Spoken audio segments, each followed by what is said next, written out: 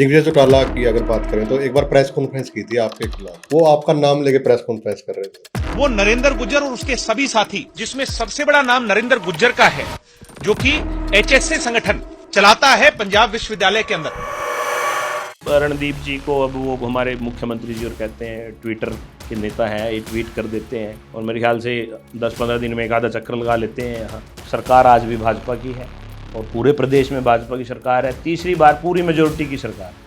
अगर काम किए हैं तभी तो सरकार है। जीत तो उन्होंने ही दर्ज की, उनके बेटे ने दर्ज की है। अगर काम किए होते तो फिर सरकार का हिस्सा होता। इनका जो अपना युवा विधायक है उसकी भी थिंकिंग ऐसी है कि ये मेरे को जिला अध्यक्ष भी मुझे नमस्ते करे। अभी पीछे कोई मैं प्रेस कॉन्फ्रेंस देख रहा था, उसमें जिला अध्यक्ष की ना कोई फोटो, ना उसमें उनको प्रॉपर एक सम्मान। जो कल भी मैं एक प्रेस कॉन्फ्रेंस देख रहा था कि संविधान निर्माता महात्मा गांधी थे, तो अभी वो आदित्य हमारा छोटा भाई अभी नया नया पॉलिटिक्स में आया है और कांग्रेस का जो स्ट्रक्चर है ना, जिन लोगों का राजनीति में आने का मन नहीं करता उनको जबरदस्ती सिर्फ अपने परिवार की एक विरासत संभालने के लिए चुनाव लड़वा रहे हैं। ऐसा स्ट्रक्चर इन्होंने तैयार किया है जो खुद कांग्रेस को भी खाएगा और जनता को भी परेशान करेगा।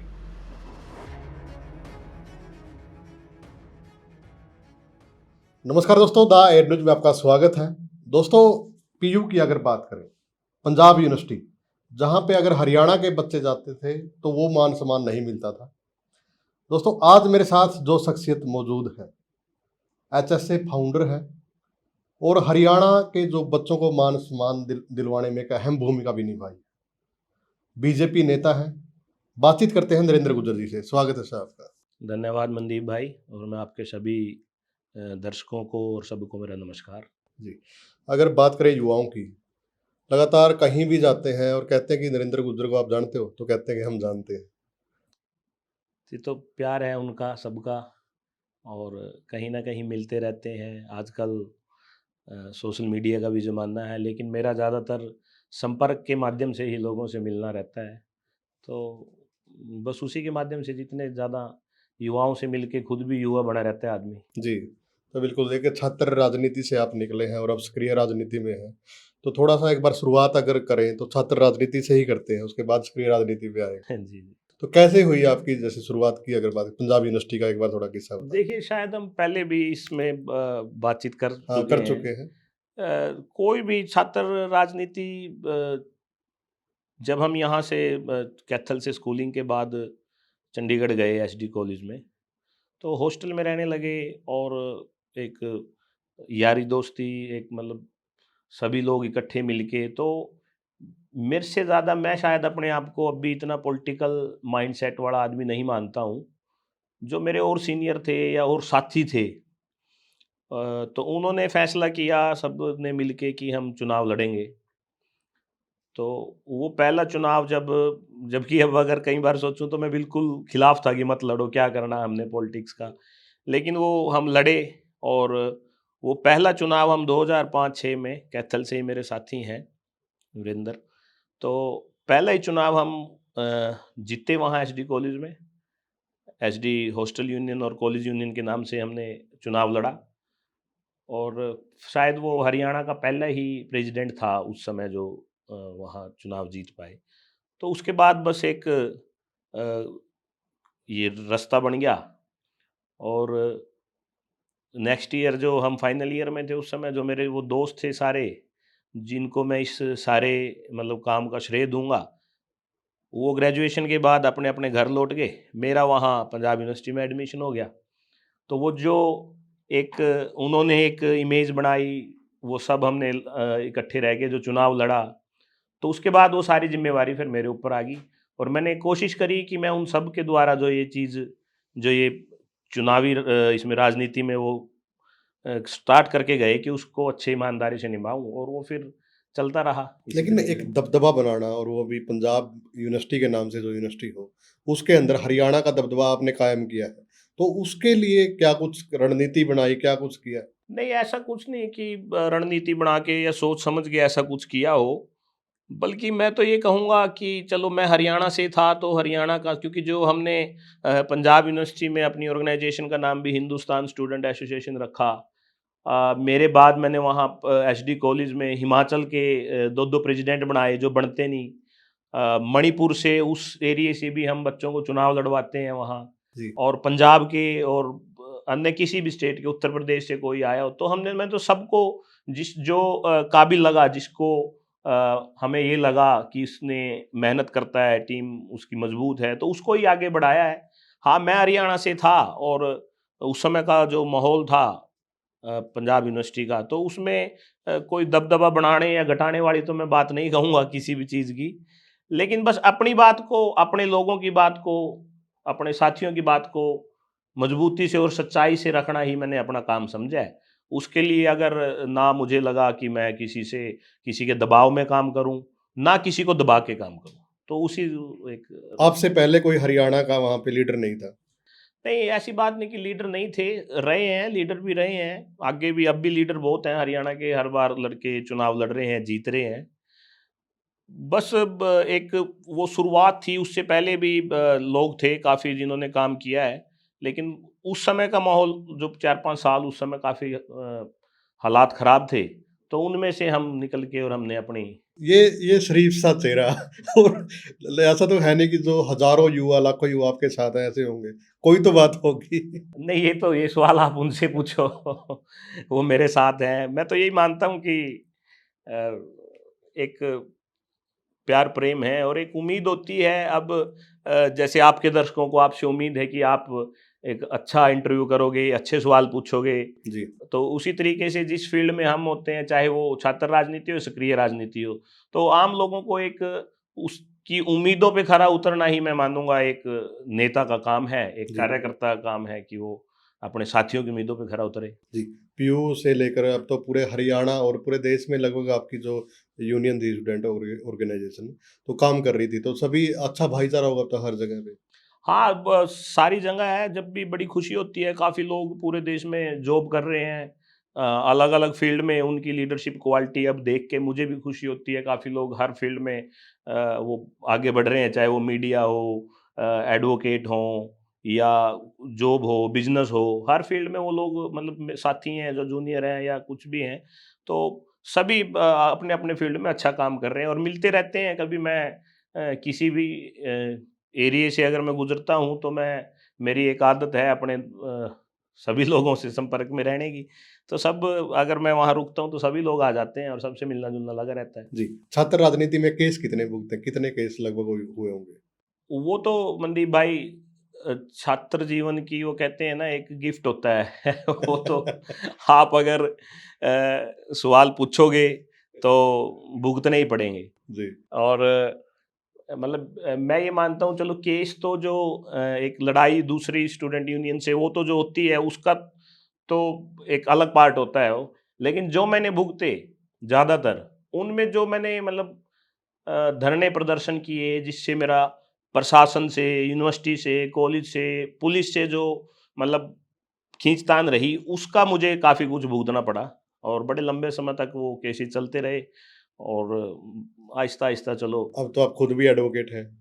हाँ, मैं तो तभी एडवोकेट बन गया था ग्रेजुएशन लॉ करने के बाद 2010-11 में ही। जी। तो तभी से बस फिर वो तो कई बारी अ, आजकल भी कई बारी कोई क्लाइंट या कोई साथी जैसे कानून की जब बात होती है तो मैं हँसता हूँ, उसको समझाता हूँ कि मैं दोनों तरफ से भुगत चुका हूँ। जी। मैं कोर्ट मैं में क्लाइंट केस भी रह चुका हाँ, हूँ। और लड़ भी चुका हूँ, तो आप मेरी बात को मान लीजिए, इस मुद्दे पे ऐसा होगा, मतलब जनरली जो बातचीत होती है किसी से। ग्राउंड से पता है ये बातें सारी। हाँ, तो ये जब कभी-कभी याद करते हैं कि मतलब किसी भी बात पे धरना प्रदर्शन करना और मुद्दे को उसको समझना, स्टार्टिंग में हमें इतनी समझ नहीं आती थी, लेकिन अ, आजकल के भी और पुराने भी मैं मतलब जो स्टूडेंट लीडर या लीडरों से मेरी मैं कि पढ़ाई बहुत ज़रूरी है। देखिए, एक लीडर का जो काम होता है वो प्रशासन और जनता के बीच की एक कड़ी होता है। क्योंकि हमारे जो प्रशासनिक अधिकारी हैं या उन लोगों या अभी जो भी है, वो हर मुद्दे को एक सही तरीके से उनको समझाना पड़ता है। क्योंकि और जो जनता है वो अपनी बात जिसके माध्यम से रखती है वही उनका नेता होता है। वो किसी न, चाहे वो सरपंच हो, पंच हो, ब्लॉक समिति हो, जिला परिषद हो, उस बात को जो सिर्फ मैं ये कहूँगा कि किसी भी बात पे हू हल्ला खड़ा करना ही मतलब कोई नेतागिरी नहीं होती। उस मुद्दे को सोल्व करना, उसको समझना और उसके लिए सही से प्रयास करना। क्योंकि कई चीज़ें ये ज़रूरी नहीं होता कि हर मुद्दा धरने प्रदर्शन से या लड़ाई झगड़े से ही सॉल्व हो सकता है। ये मेरा, क्योंकि मैं इस इन चीज़ों से निकला हूँ तभी समझ में आया है।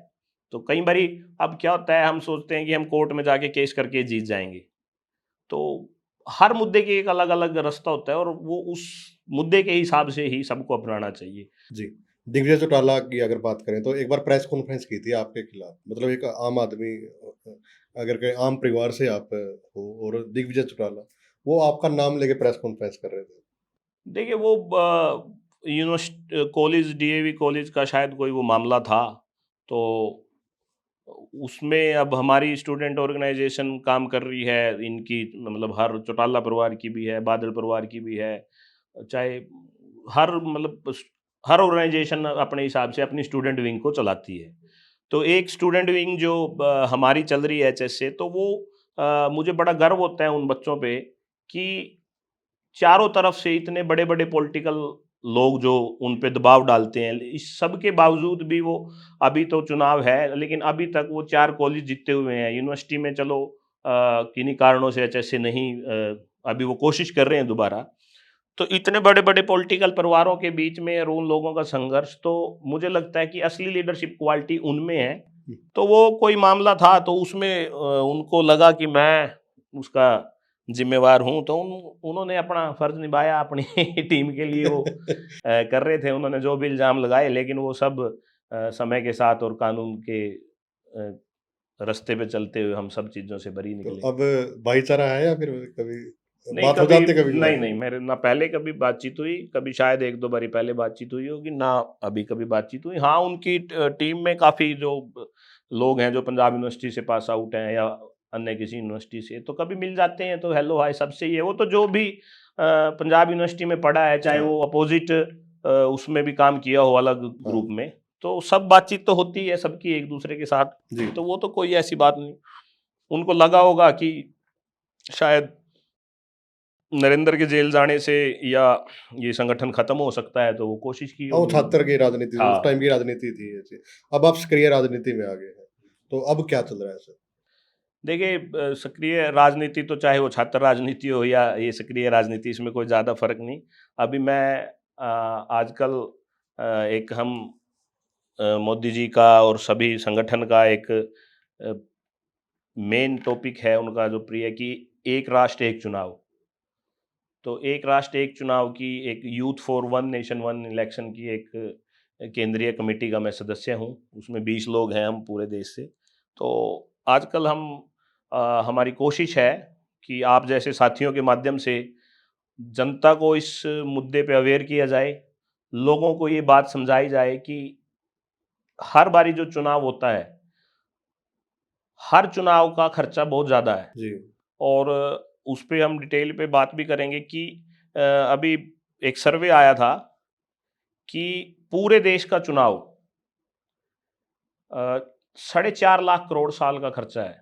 इतने चुनाव है हमारे देश में। तो जी। आप देख लीजिए इतना बर्डन इस देश पे, जहाँ आज भी हज़ारों लाखों लोग मजबूरी में ज़िंदगी जी रहे हैं। तो उनको इससे निकालने के लिए और भी बहुत सारी प्रॉब्लम है, उन सबको दूर करने के लिए एक मोदी जी और सभी लोगों ने एक ये तय किया है कि हम एक राष्ट्र एक चुनाव की ओर बढ़े। जी, तो लगता है आपको क्योंकि देश बहुत बड़ा है, ये संभव हो पाएगा? देखिए, अगर बड़ा देश है तो संभावनाएं भी अधिक हैं, लोगों की सोच भी बहुत बड़ी है, लोगों का दिल भी बहुत बड़ा है। ये हिंदुस्तान की सरजमी ऐसी है कि हजारों सालों से कितने लोग आए, कितने गए, लेकिन हम अपने अस्तित्व के साथ और मजबूती के साथ खड़े रहे हैं। अब आप आज देख लीजिए, आज हम दुनिया की चौथे नंबर की इकनॉमी है और 200 साल तक हमें अंग्रेज़ों ने लूटा, वो इंग्लैंड आज हमसे पीछे चला गया है। तो ये हमारे लोगों की जो बार-बार अपनी अ, अपने आप को खड़ा करने की जो क्षमता है, वो क्षमता हर काम करवा सकती है। तो उसमें से ये भी एक राष्ट्र एक चुनाव भी एक ऐसा मुद्दा है, जो अगर मैं आपको देखो, जनता को अगर हम समझा पाएंगे कि ये क्यों जरूरी है, तो जनता जरूर इसमें साथ देगी, क्योंकि पिछले 10-11 सालों से मोदी जी के सपने के साथ भारत का सपना साथ साथ चल रहा है। जी, बुकलेट भी आप लेके आए हैं एक, शायद इसमें इसमें यही है ना सर, इसमें और जी आप देखिए।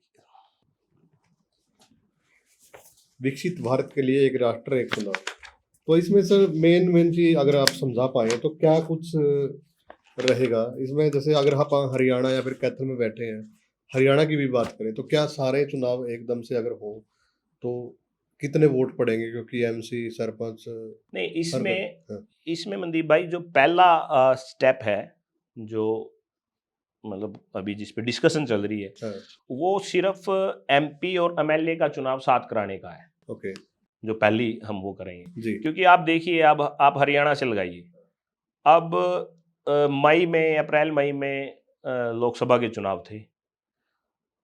कुछ लोग लोकसभा का भी चुनाव लड़ा और उन्होंने ही फिर 6 महीने बाद विधानसभा भी लड़ा। विधानसभा का लड़ा, हाँ, हर बार लड़ते हैं ऐसे। तो जो टीचरों की और जो पुलिस वालों की, सिक्योरिटी फोर्सेस की, चुनाव आयोग के माध्यम से जिनकी भी जिम्मेवारी लगती है, वो तब भी उन्होंने एक मूवमेंट होती है, पूरी लिस्ट बनती है, बार बार वोटर लिस्ट बनती है, आज आप उस पे तो हाँ, आप देख ही रहे हो। तो वो सारा प्रोसेस 6 महीने बाद फिर हरियाणा विधानसभा चुनाव में हुआ। जी, तो ये सारा खर्चा जो है, ये किसके टैक्स से है? जनता के टैक्स से है। और जनता कभी भी नहीं चाहती वो बार बार, क्योंकि हर चुनाव के साथ अलग अलग वादे आते हैं, हर चुनाव के साथ अलग अलग घोषणाएं होती हैं। तो एक ही आदमी बार बार चुनाव लड़ लेता है, उन्हीं कार्यकर्ताओं को बार बार मेहनत करनी पड़ती है। जी, अब लोकसभा चुनाव में भी वही बूथ अध्यक्ष लगे हुए हैं, विधानसभा चुनाव में भी वही लगे हुए हैं, पार्टी किसी पार्टी के कार्यकर्ता हो। तो अगर ये एक साथ चुनाव होता तो आप खुद सोचिए कि कितना तो खर्चा बचता हरियाणा और का चुनाव अगर लोकसभा के साथ होता, कितने नए लोगों को मौका मिलता चुनाव लड़ने का। क्योंकि अगर कोई एक आदमी एमपी का लड़ चुका है तो उसको वो साथ में तो दोनों नहीं लड़ सकता। तो इस तरीके से और भी बहुत सारी, जैसे अब हर चुनाव के साथ एक चुनाव आचार संहिता लग जाती है, जी, काम रुक जाते तो हैं, काम सारे रुक जाते हैं। डेवलपमेंट आप देखिए, लोकसभा चुनाव से पहले 3 महीने, हाँ, ठीक है, फिर विधानसभा चुनाव से पहले 3 महीने, तो पिछले 1 साल में 8-9 महीने तो आचार संहिता में चले गए हरियाणा का। जी, तो सरकार कैसे काम करे?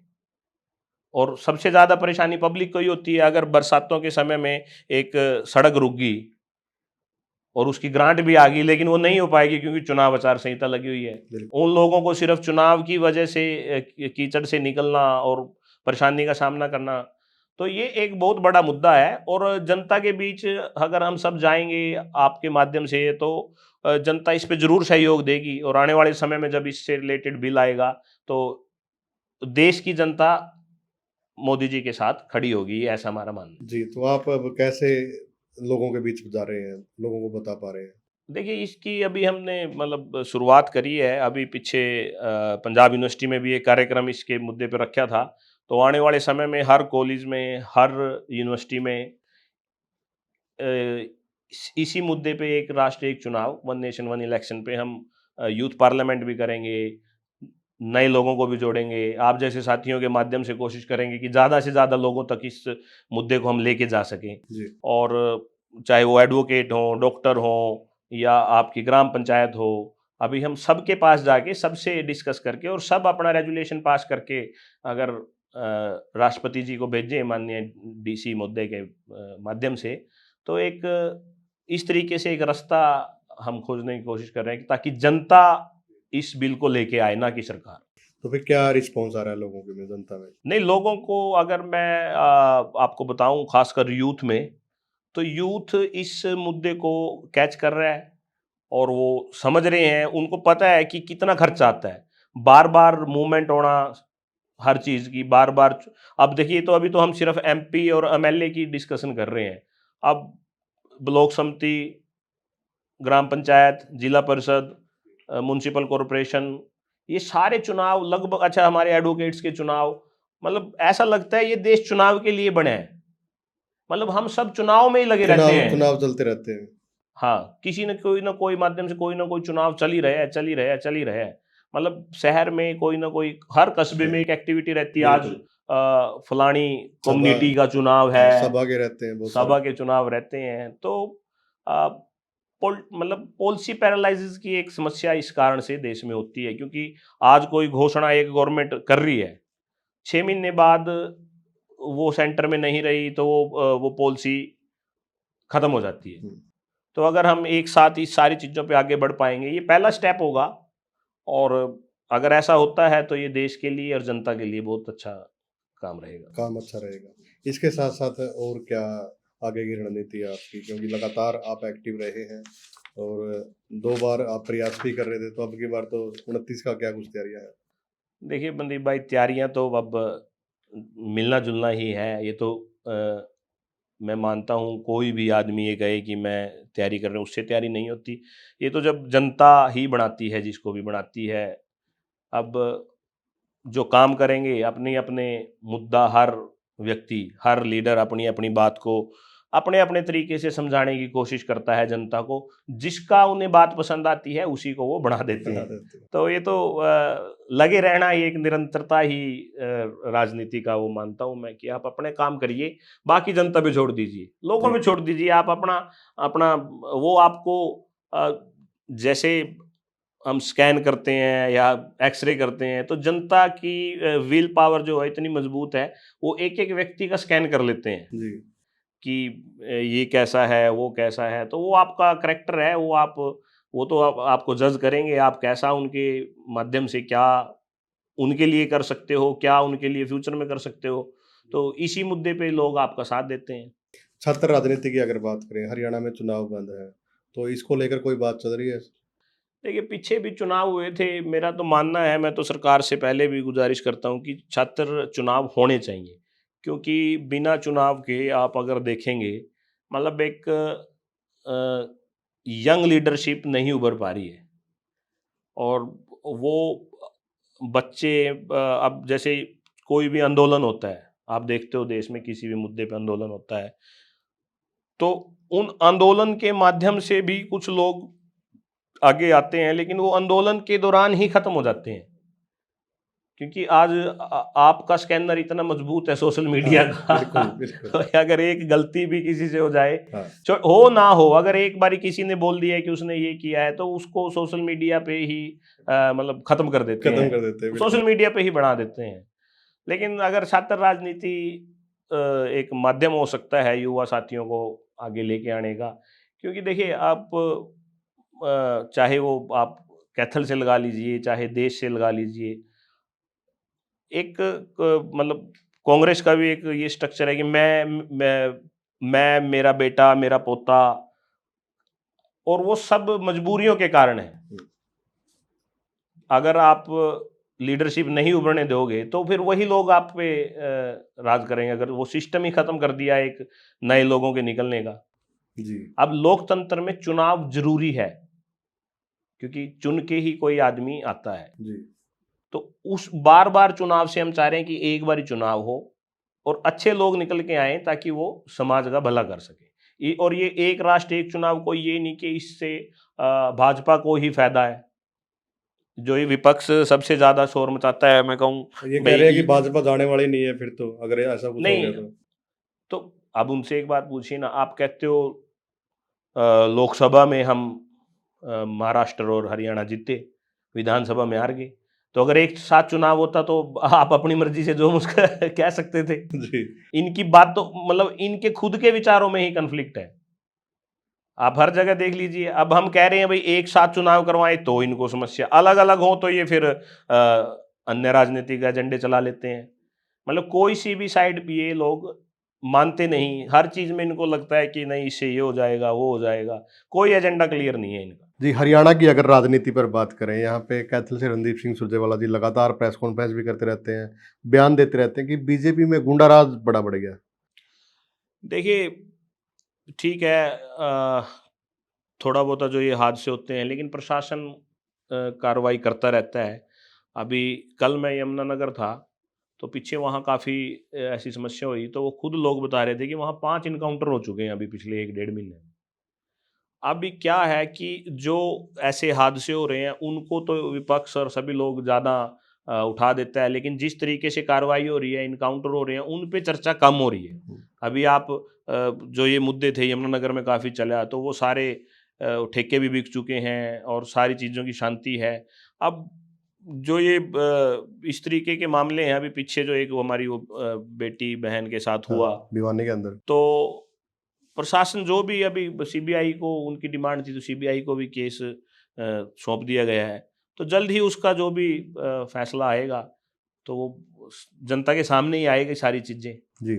और सरकार, प्रशासन और इतना सेंसिटिव मुद्दे में मैं सोचता हूँ कि हमें राजनीति कम और सही तरीके से जांच हो, इस पे ज़्यादा ध्यान देना चाहिए। जी। कैथल की अगर बात करें तो कैथल में जो काम हुए थे, अगर बात करें तो कांग्रेस का जो टाइम था अच्छे काम हुए थे, उसके बावजूद अगर देख रहे हैं तो इतना कुछ नहीं दिख मैं रहा। पहले भी पूरे जब हम इस चुनाव प्रचार के दौरान और अब भी आपको एक बात कह रहा हूँ, आपको मैं एक एक चीज़, आप चाहे रणदीप जी से पूछ लेना, मैं आपको गिनवा सकता हूँ कि उन्होंने क्या काम कराया और उसके बाद कैथल में कितने काम हो चुके हैं। आप अगर देखेंगे कांग्रेस के टाइम पे कैथल का सबसे मेन चौक है एक पेहवा चौक। आप उससे ये तीनों सड़कें हमारी पहले सिंगल थी, अब बीच में डिवाइडर हुआ कांग्रेस के टाइम पे। ठीक है जी, जी। आप गिनवा देना अगर कोई और काम हुआ हो तो। ना, बिल्कुल। यहाँ से चंडीगढ़ जाना, हिसार जाना मुसीबत होती थी आज से 10 साल पहले। और अब आप देख लीजिए अम्बाड़ा रोड पूरा हाईवे से जुड़ चुका है, 4 लेन से। हाईवे चंडीगढ़ तक आपका जुड़ चुका है।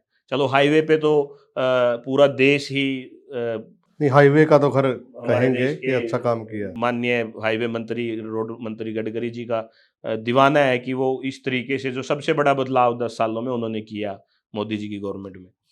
और अगर कैथल पे बात आए तो आप कैथल में आप खुद देख लीजिए, चाहे वो ये ड्रेन वाला बाईपास हो, ठीक है जी, या और सड़कें हों शहर की, या और सफाई का मुद्दा हो, सब पे काम हो रहा है, रेगुलर काम हो रहा है। ऐसी कोई जगह नहीं जहाँ पे काम नहीं हुआ। तो ये कहना कि विकास कार्य नहीं हो रहे, ये एक जनता इतनी भोली नहीं है कि आप उनको बेवकूफ़ बना सको। जी। तो ये तो रणदीप जी को अब वो हमारे मुख्यमंत्री जी और कहते हैं ट्विटर के नेता हैं, ये ट्वीट कर देते हैं और मेरे ख्याल से 10-15 दिन में एक आधा चक्कर लगा लेते हैं यहाँ, जी। जब भी टाइम मिलता है उनको। लेकिन जीत तो उन्होंने ही दर्ज की, उनके बेटे ने दर्ज की है। अगर काम किए होते तो फिर सरकार का हिस्सा होते। देखिए मनदीप भाई, एक सीट हारने से सरकार आज भी भाजपा की है और पूरे प्रदेश में भाजपा की सरकार है, तीसरी बार पूरी मेजोरिटी की सरकार है।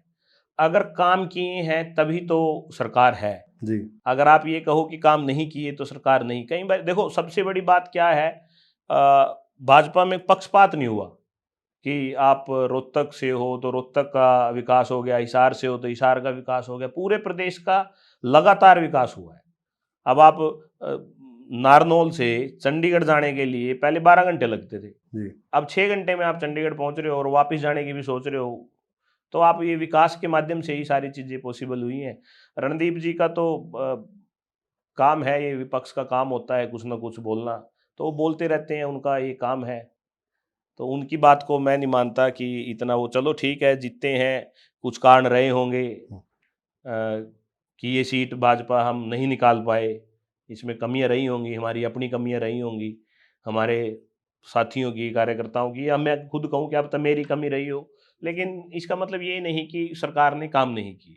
टिकट तो आप भी मांग रहे थे, अगर आपको टिकट मिल जाती तो शायद सीट निकल भी जाती।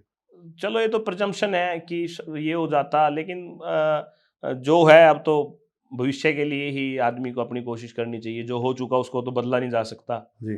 तो कोशिश हमेशा अपनी ईमानदारी से करनी चाहिए। रही बात विकास की, तो विकास तो भाजपा का नारा ही है और विकसित भारत के लिए ही हम सब ये काम कर रहे हैं। तो ये तो रही बात यहाँ की रणदीप जी की, तो पहले इनके पिताजी थे, वो कहते थे कि हमने काम किया है, अब ये कहते हैं, कल को इनका बेटा कहेगा। इसी में सब कुछ छुपा है कि एक परिवारवाद की राजनीति ही चल रही है, अब उनको कुछ ना कुछ तो कहना ही है। तो अब भाजपा दोबारा अपने संगठन के माध्यम से 2029 की तैयारी, आप देखते ही हो न्यूज़ में, आप खुद कवर करते हो जी कि हम तो शुरू कर चुके हैं 2029 की तैयारी। और भाजपा का एक एक कार्यकर्ता अपनी सरकार की जो पॉलिसी है उनके माध्यम से हम जनता तक पहुंचने का काम करते हैं। आप अगर अब आप ये कहेंगे कि काम नहीं हुए, मैं आपको एक छोटी सी बात कहना चाहूँगा मनदीप भाई। पॉलिसी, अब रणदीप जी ने या इनके समय में सिलेक्शन कैसे होती थी, आप खुद जानते हो कि वो मेरा कार्यकर्ता है, वो मेरा रिश्तेदार है, या उसकी टैची बड़ी है।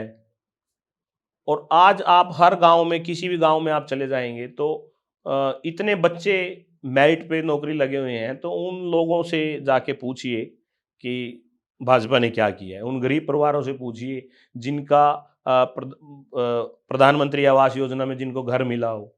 उन लोगों से पूछिए जो अपने दवाई का खर्चा नहीं निकाल सकते थे, आज आयुष्मान भारत में अपना इलाज करवा रहे हैं 5 लाख तक का।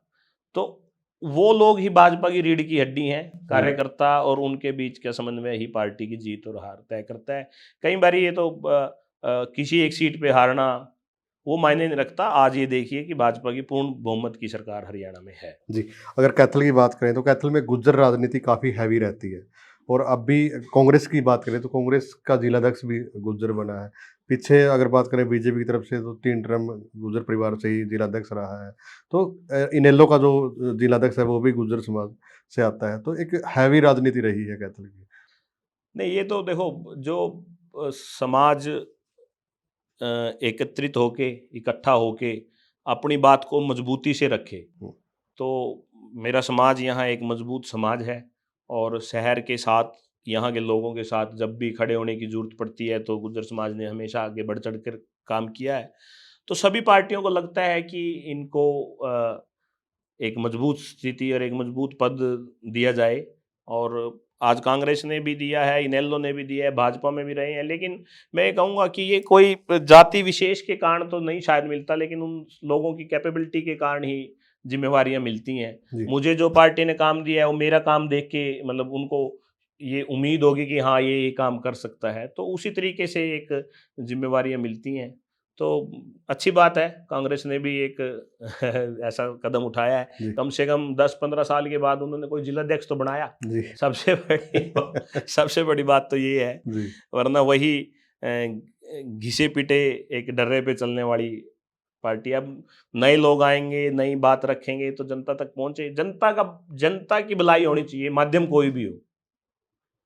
तो अभी कांग्रेस ने जिलाध्यक्ष बनाया है, लेकिन आप अगर उनका अब भी आप उनकी माइंडसेट देखेंगे, बेशक उन्होंने बना दिया हो, लेकिन अभी पीछे इनका जो अपना युवा विधायक है, उसकी भी थिंकिंग ऐसी है कि ये मेरे को जिलाध्यक्ष भी मुझे नमस्ते करे।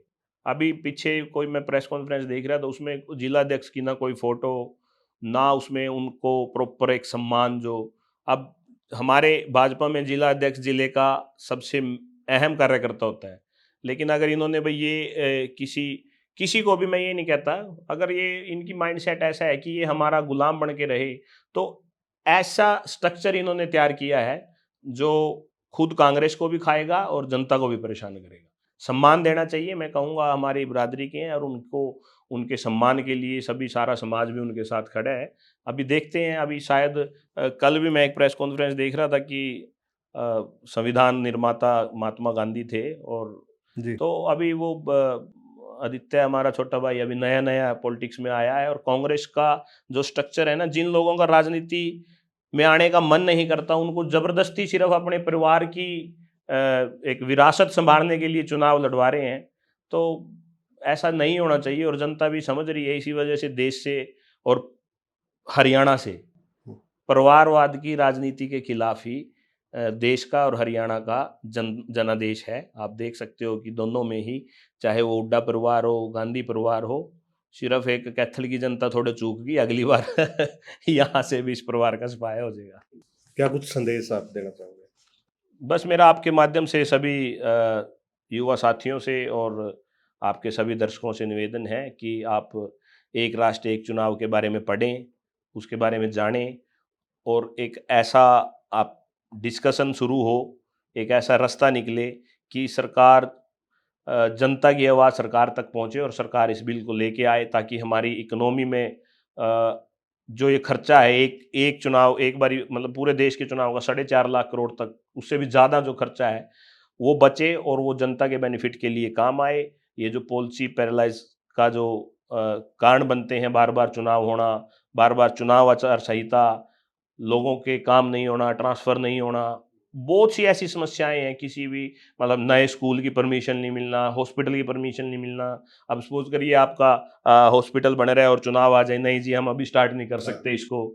तो इन सब समस्याओं से हम बाहर निकलें और देश को विकसित भारत बनाने के लिए हम मोदी जी के सपने के साथ चलें और आने वाले समय में एक राष्ट्र एक चुनाव के माध्यम से हम देश को एक नई गति और दिशा दे सकें। बातचीत करने के लिए धन्यवाद सर। धन्यवाद मुनीब भाई। वीडियो को ज़्यादा से ज़्यादा आप लोग शेयर करें और आपका क्या कहना है एक देश एक चुनाव को लेकर, वो भी कमेंट के माध्यम से अपनी राय जरूर दें। धन्यवाद।